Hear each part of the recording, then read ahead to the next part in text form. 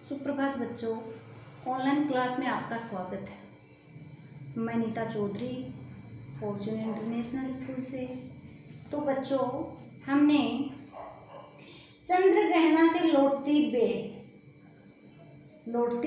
बेर जिसके कवि हैं केदारनाथ अग्रवाल, जिसका जीवन परिचय पढ़ा। आज हम उनके द्वारा लिखी गई एक कविता पढ़ते हैं।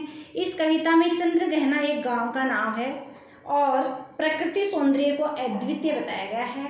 कवि चंद्रग्रहण नामक गांव से लौट रहा है। कवि केदारनाथ है, वो चंद्रग्रहण गांव से वापस लौट रहा है। उसके पास प्रकृति को निहारने का काफ़ी समय है। वह एक खेत की मेड़ पर बैठ जाता है।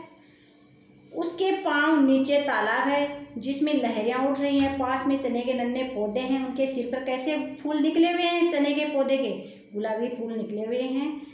तो उसके बारे में कवि ने इस पाठ में बताया है।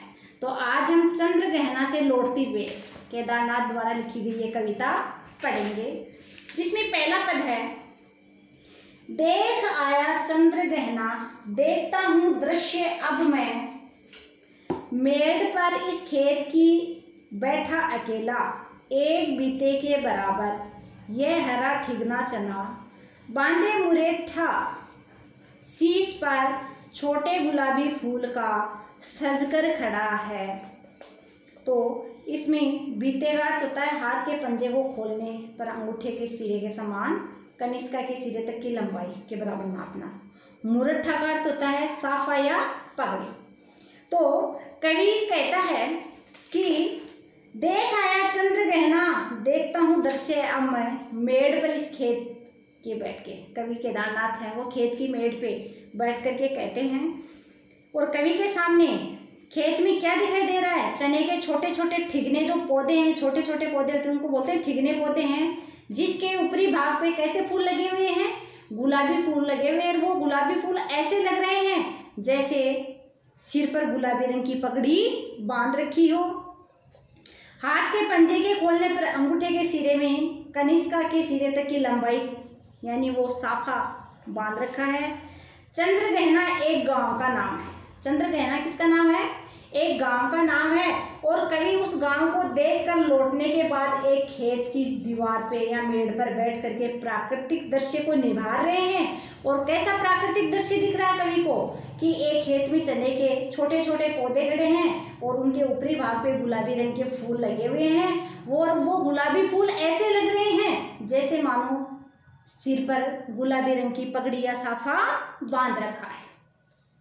दूसरा पद है, पास ही मिलकर उगी है बीच में अलसी हटीली, देह की पतली कमर की लचीली, नीले फूले फूल को सिर पर चढ़ाकर कर रही जो छुए ये, दूं हृदय का दान उसको। अलसी का मतलब होता है तीसी, एक पौधा जिस पर नीला फूल आता है तथा जिसकी पतली लट्टू के आकार की होती है। जिसकी फली कैसे होती है? लट्टू के आकार की होती है। हटीली का अर्थ होता है जिद्दी। तो इसमें कवि केदारनाथ कहते हैं कि पास ही मिलकर उगी है बीच में अलसी हटीली। कवि कहते हैं प्रकृति के मानवीय हाव भावों को बड़े सुंदर रूप से प्रस्तुत किया है। और कहते हैं कि अलसी के एक चंचल, अलसी को किसकी संज्ञा दी है? एक चंचल युवती की संज्ञा दी है। और कहते हैं अलसी रूपी युवती हटीली है। इसका शरीर, अलसी का तना कैसा होता है? पतला। इसका शरीर पतला और कमर लचकने वाली है। इसको जो भी छुएगा उसकी तो ये मतलब उसी को ये अपना प्रेमी स्वीकार कर लेगी। कवि ने सरल शब्दों को प्रकृति का एक मनमोहक चित्रण अंकित किया है। कवि ने अलसी को प्रेमातुर अलहड़ नायिका के रूप में प्रस्तुत किया है। किसको किया है? अलसी के पौधे को, जिसकी देह से पतली है यानी शरीर से वो तना क्या है?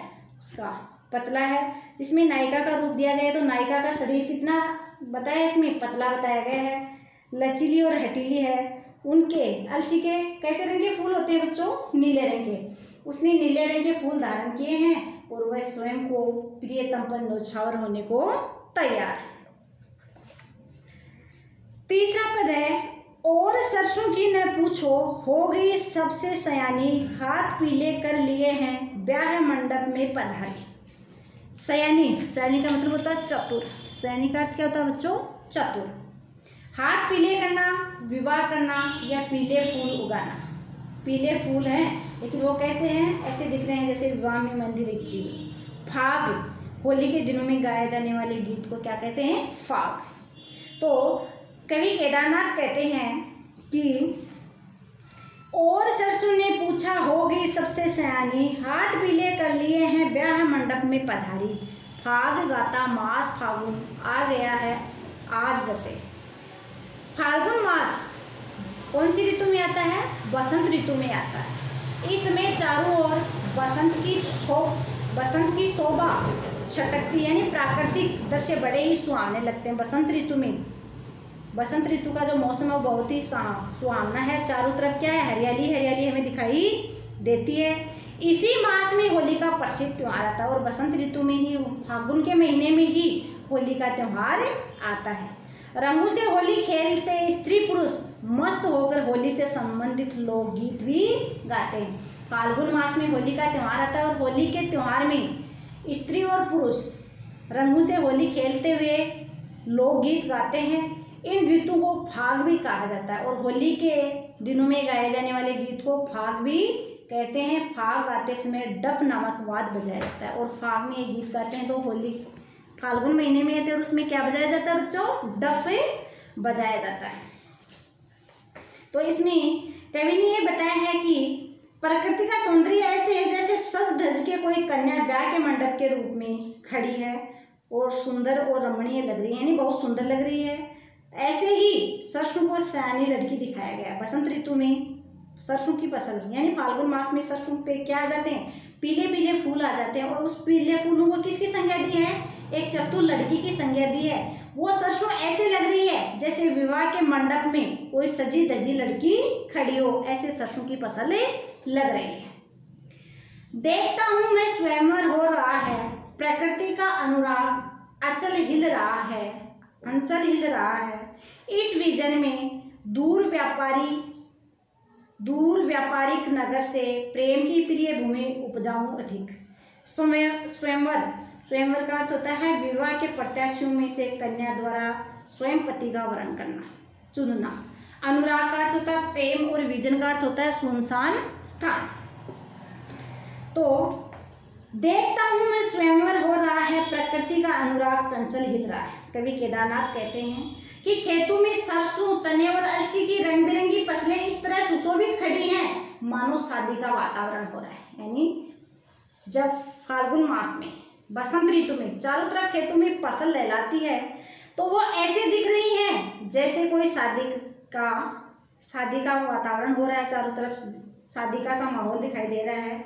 सरसों को दुल्हन के रूप में ब्याह मंडप पे बैठी है। सरसों तो कैसे बैठी है?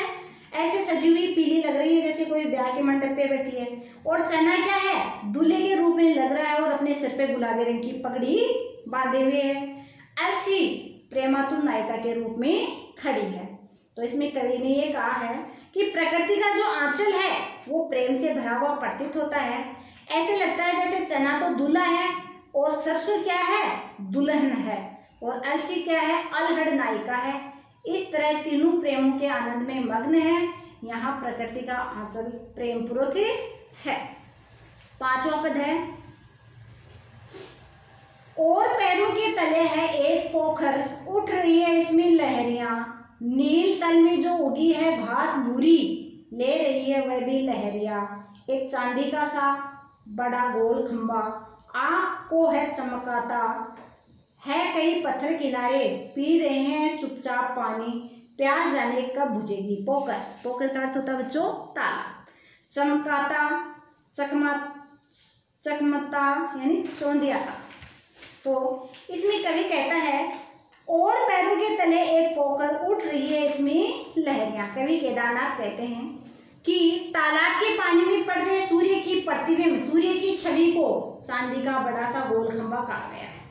यानी तालाब में जब सूर्य की प्रतिबिंब पड़ती है, रोशनी पड़ती है, तो कैसे लगता है? चांदी का सा बड़ा सा गोल खंभा सा लगता है। जब सूर्य की किरण जल के प्रतिबिंब से होकर सीधी आंखों में पड़ती है तब आंखें बरबस चौंधिया जाती है, चकमा जाती हैं, चमक जाती हैं। तालाब में उठने वाली जल भी लहरों तथा सूर्य के प्रतिबिंब का स्वाभाविक आकर्षक और मनोहर चित्रण है। इसमें नील तल से आशय है कि तालाब में नीले आकाश की परछाई पड़ने पर नीले रंग का लगने वाला लगता है। आकाश की जब पानी में, नीले आसमान की जब पानी में छाया पड़ती है, परछाई पड़ती है, तो पानी हमें किस रंग का दिखाई देता है? नीले रंग का लगने वाला तल दिखाई देता है। तो बच्चों, इसमें ये बताया गया है कि बसंत ऋतु फाल्गुन महीने में आती है और उस समय चारों तरफ हमें हरियाली ही हरियाली दिखाई देती है। खेतों में सरसों पीले फूल निकाले हुए, सरसों के पीले फूल निकले हुए हैं, वो ऐसे लग रही है जैसे दुल्हन हो। और चने के पौधे पे गुलाबी फूल लगे हुए हैं, वो ऐसे लग रहा है जैसे किसी दूल्हे ने अपने सर पे पगड़ी बांध रखी है। तो सरसों को तो इसमें दुल्हन बताया गया है और चने को इसमें दूल्हा बताया गया है। प्रकृति का सुंदर वर्णन कवि केदारनाथ ने किया है। कहाँ का? चंद्रगहना गांव से लौटते समय कवि ने ये दृश्य देखा और इस कविता के माध्यम से इसमें बताया है। तो आज हमने इसके 5 पद पढ़े हैं, बाकी के पद आगे वाले वीडियो में पढ़ेंगे। आपको भी ये पद वापस से पढ़ने हैं। धन्यवाद।